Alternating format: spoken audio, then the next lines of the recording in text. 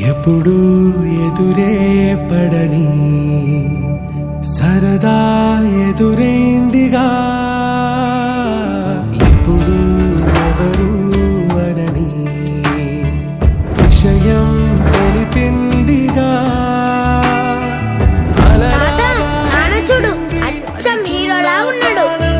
కదిలింది నాలో మౌనం, ఆ చిన్ని నవ్వుల్లో చిగురించే దీపం చీకటినే చేసే దూరం. నాకు నాన్న హీరో, నాన్నకి నువ్వు హీరో. ఎప్పుడు ఎదురే పడని సరదా ఎదురైందిగా.